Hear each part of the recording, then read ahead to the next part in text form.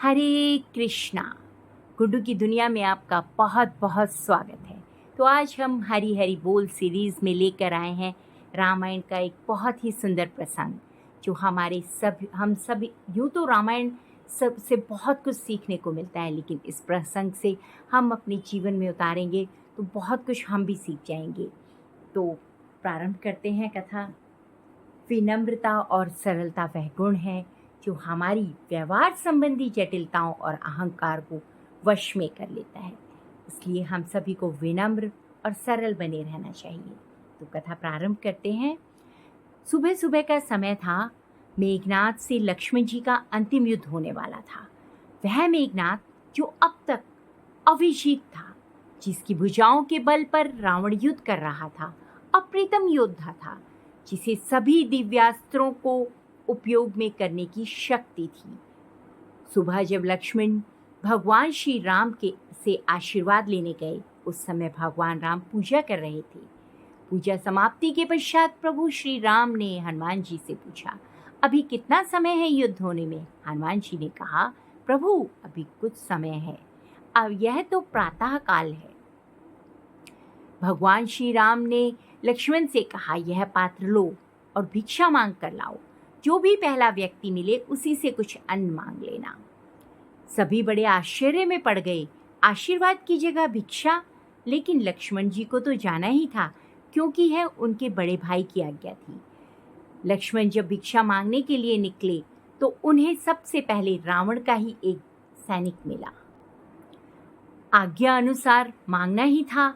यदि भगवान की आज्ञा ना होती तो लक्ष्मण उस सैनिक को वहीं मार देते, परंतु वे उससे भिक्षा मांगते हैं। सैनिक ने अपनी रसद से लक्ष्मण जी को कुछ अन्न दे दिया। लक्ष्मण ने वह अन्न लाकर भगवान श्री राम को अर्पित कर दिया। तत्पश्चात भगवान श्री राम ने उन्हें आशीर्वाद दिया, विजयी भव। भिक्षा का मर्म किसी की समझ में नहीं आया, पर कोई पूछ नहीं सका। बस यह प्रश्न सबके अंदर ही रह गया। फिर भीषण युद्ध प्रारंभ हुआ। अंत में मेघनाद ने त्रिलोकी की अंतिम शक्तियों को लक्ष्मण जी पर चलाया। ब्रह्मास्त्र, पशुआस्त्र और वैष्णवास्त्र, इन अस्त्रों की कोई काट न थी। लक्ष्मण जी ने सिर झुकाकर इन अस्त्रों को प्रणाम किया और सभी अस्त्रों को आशीर्वाद देकर वापस लौटना पड़ा। उसके बाद श्री राम का ध्यान करके लक्ष्मण जी ने मेघनाद पर बाण चलाया। वह हंसने लगा। देखते ही देखते मेघनाद का सिर कटकर जमीन पर गिर गया। उसकी मृत्यु हो गई। उसी दिन संध्या काल में भगवान श्री राम शिव की आराधना कर रहे थे। भगवान श्री राम ने लक्ष्मण को सुबह भिक्षाटन हेतु क्यों भेजा? यह प्रश्न तो अभी सभी के मन में घूम ही रहा था। तो हनुमान जी ने कहा, हे प्रभु, आप आज्ञा दें तो एक प्रश्न है। भगवान श्री राम की अनुमति मिलने पर हनुमान जी ने पूछा, प्रभु भिक्षा का क्या मर्म है? भगवान मुस्कुराए और बोले, मैं लक्ष्मण को अच्छे से जानता हूँ, भली भांति जानता हूँ। वह अत्यंत क्रोधी स्वभाव का है, लेकिन युद्ध को क्रोध से नहीं, विवेक से जीता जाता है।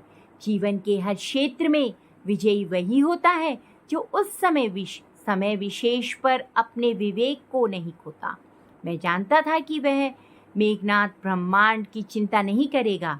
वह युद्ध जीतने के लिए हर तरह के दिव्यास्त्रों को प्रयोग करेगा। इन अमोघ शक्तियों के सामने ताकत नहीं, सिर्फ विनम्रता ही काम आ सकती है। इसलिए मैंने लक्ष्मण को सुबह सुबह झुकना बताया। एक वीर शक्तिशाली व्यक्ति जब भिक्षा मांगने जाएगा तो विनम्रता उसमें स्वयं प्रवाहित होगी। लक्ष्मण ने मेरे नाम से वाण छोड़ा था। यदि मेघनाद उस वाण के सामने विनम्रता दिखाता तो मैं उस वाण को में ही उसे क्षमा कर देता। केवल जब हम महानता की दीवार तोड़कर स्वयं को विनम्र एवं तुच्छ प्राणी के रूप में प्रस्तुत करते हैं और अपनी व्यवहार संबंधी जटिलताओं और अहंकार को वश में कर लेते हैं, तभी जीवन वास्तव में आनंददायक बनता है। अहंकार को बहलाकर हम समर्पण की कला में श्रेष्ठता हासिल कर सकते हैं। यदि हम आप में विनम्रता और सरलता के गुण हैं तो आप यह मान सकते हैं कि आपके पास सब कुछ है जो आपको चाहिए। जय श्री राम। तो मैं आप सभी से यही विनती करना चाहूँगी कि सभी जीवन में विनम्र बने रहें, सरल बने रहें और कथा को लाइक, सब्सक्राइब और शेयर करना ना भूलें। धन्यवाद।